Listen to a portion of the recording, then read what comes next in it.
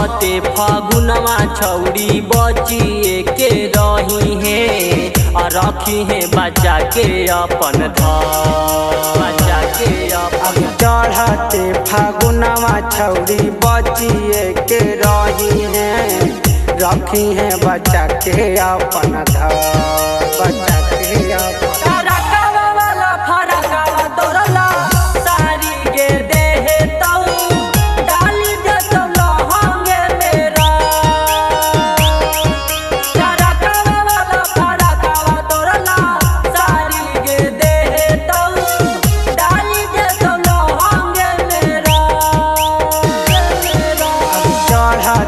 फागुनवा छौड़ी बचिए के रही है रखी है बच्चा के अपन